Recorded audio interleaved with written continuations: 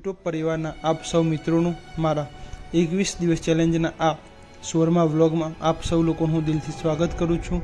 તો આ વ્લોગ મારાથી એક દિવસ લેટ અપલોડ થાય છે, કારણ કે સાંજે બાનાભાઈ જોડે પરિવાર સાથે બહાર જવાનું થયું હતું। તો ઘરે આવતા થોડો સમય વધી જાય છે, તેના કારણે રાત્રે હું વ્લોગ અપલોડ કરી શકતો નથી। તો આજે સવારે બધું કામ કરી બપોરના લગભગ 4-5 વાગ્યા છે, ત્રીજા દિવસના હું આ વ્લોગ રેકોર્ડ કરી રહ્યો છું। તો સવાર એસીની જગ્યાએ હવે બહાર ખુલ્લા વાતાવરણમાં ઊંઘીએ છીએ, તો સવાર પણ થોડીક વહેલા થઈ જાય છે, કારણ કે એસીમાં અને ખુલ્લા વાતાવરણમાં જ્યારે પણ આપણે ઊંઘીએ છીએ તો ઘણો બધો ફરક પડતો હોય છે। તો સવાર તો એક જ હોય છે, પરંતુ હવે ભાણિયા સાથેને જે દિવસ જાય છે તેની હું કંઈ કહી શકતો નથી, કારણ કે મજા આવી જાય। દિવસ ક્યાં પસાર થાય છે, નવી યાદો બને છે, નવું શીખતો રહું છું એમની જોડે, એમનું નવું શીખવાડતો રહું છું, અને એમ સવાર થતી હોય છે। તો બાના આવે છે તે મારી મમ્મીએ, એમની બાએ પણ એમના માટે કોઈ કચાશ મૂકતા નથી। માખણ, રોટલા, એમને જે ખાવું હોય બનાવીને તૈયાર કરી દે છે। તો ત્યારબાદ બપોરનો સમય થઈ જાય છે, બધા સરસ નહીં ધોઈ હનુમાન ચાલીસા કરી પછી મોબાઈલ લઈને બેસતા હોય છે।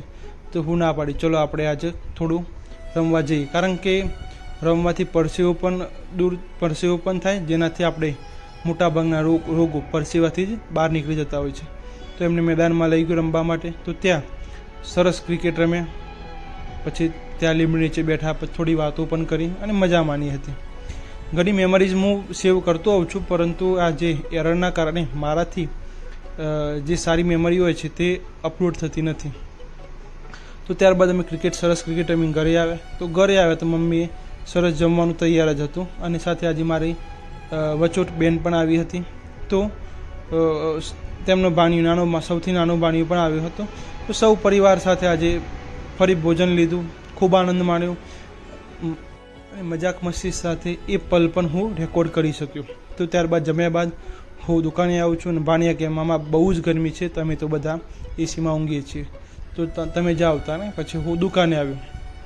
તો દુકાને આવ્યા બાદ મને પણ વિચાર આવ્યો લાઈક કંઈક કરું, કારણ કે શું મોબાઈલ જોઈને પછી કંટાળો વધારે આવે છે।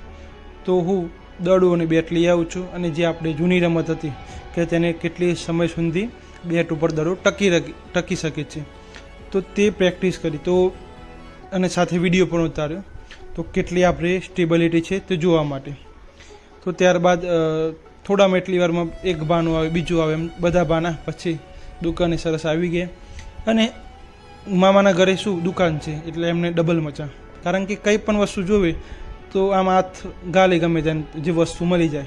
તો તેમને પેપ્સી ખાવી હતી, પેપ્સી લઈને પછી દુકાને આવ્યા, સરસ પેપ્સીનું મજા માનતા હતા, અને સાથે મોબાઈલ પણ વાપરતા હતા। પરંતુ શું કીધું, મોબાઈલ તો યુઝ કરશે જ, પરંતુ ચલો થોડી કંઈક પ્રવૃત્તિ કરીએ।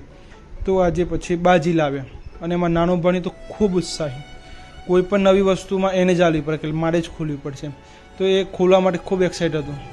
તો તેને બાજી લાવ્યા, ખોલી, અને સાથે એને મોબાઈલમાં પણ ખૂબ રસ્યું એમ, દરેક વસ્તુમાં તે આમ નિપુણ, એમ વગાડવા મૂક્યો, શેર કરવા, બધું જ એને ફાવે। તો સાથે ગીતનો પણ બહુ શોખીન, તો આપણે જે ગીત સાંભળ્યા નથી મેં, તો તે સરસ વગાડતો હોય છે, તો અને એની આનંદમાં પણ રહેતો હોય છે। તો નવી બાજી અમે તોડી, ત્યારબાદ સરસ ચીપી, અને પછી દુકાને જ પછી બધા બેઠી ગયા ટેબલ ઉપર। તો તમે જોઈ શકો છો કે બધા પછી એક જ ટેબલ ઉપર બેઠી ગયા નીચે, અને પછી આજે ભાના અમારો નાનો છે ને, એટલે એને થોડી પત્તીમાં અમે શું રમતા તેની ખબર નથી, તો એને પણ જોડે શીખવાડ્યું કે લાઈન ભાઈ, કારણ કે આ પણ કાલે મોડું થશે, અને એ કે મને પણ રમવું છે, તો ભાઈ આપણે પછી એનું મન દુઃખ ન કરાય। તો સરસ પછી એને સમજાવતા રમવાનું શરૂઆત કરી હતી। અને તમે બપોરે લગભગ 1:30 થી 2 વાગ્યો છે, એક ડીજે સાથે જાન જઈ રહી છે। તો આપણને એમ લાગે છે ગરમી, પરંતુ દરબાર ભાઈઓના તો લગ્ન પુષ્કળ ચાલી રહ્યા છે, દર 15-20 મિનિટે એક જાન જતી હોય છે, નો કોઈ ગરમી, નો કોઈ ટેન્શન, અને શાંતિથી જવાનું। ત્યારબાદ અમે પાછા અમારા જે રમતનું મેદાનમાં હોય છે ત્યાં રમવાનું ચાલુ કરીએ છીએ, અને શીખતા લગભગ બાનાભાઈને પણ રમતા આવડી જાય છે, અને એને પણ મજા આવે છે, કારણ કે નવી રમત છે ને, એટલે એને શીખવામાં ઘણું મળે, અને અમને પણ આનંદ થાય છે। તો લગભગ 1-1.5 કલાક જે પત્તી રમી, ત્યારબાદ રમતા જ ગયા તે લગભગ 3-1 વાગ્યો હશે. પછી બધા આરામ કરવા ગયા હતા. તો આ વેકેશનમાં બાના મળે અને પરિવાર મળે એટલે ખૂબ આનંદ થતો હોય છે. મારા માટે પણ આ નવું છે અને આ જે વ્લોગ બનાવવાનું ચાલુ કર્યું ત્યારથી મને ખૂબ મજા આવી છે. કારણ કે નવી મેમરીઝ બને, નવી રમતો રમીએ અને નવું આપ સુધી કંઈક પહોંચાડીએ છીએ. તો ત્યારબાદ અમે બધા થોડી વાર આરામ કરી, ત્યારબાદ ફરીથી ચા પીવા માટે બેસી જઈએ છીએ. તો એમને પણ જે ખાવું હોય દુકાનમાં મળતું જ હોય છે લઈ. કારણ કે મામાના ઘરે એટલું ફાયદો કે તમારે કઈ વસ્તુ પૂછવું ના પડે. મામા આ ખાવું છે તો ચલો લઈ આવો.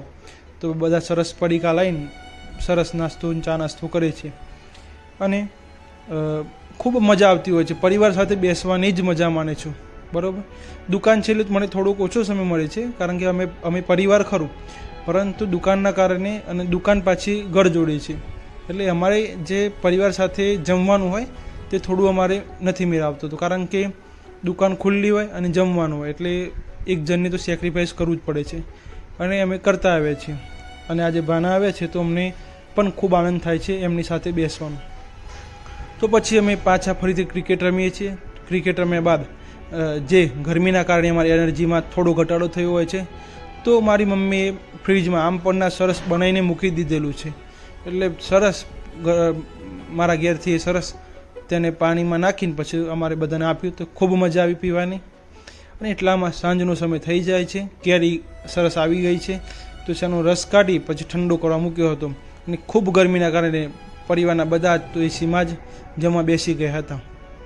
અને પાછું હવે દિવસે ફ્રીજનું પાણી ન પીવું પડે અને માટલાનું સરસ ઠંડુ પાણી મળી રહે એ માટે હું રાત્રે જ માટલું સરસ ભરી દઈએ છીએ અને રાતની મજા માણીએ છીએ.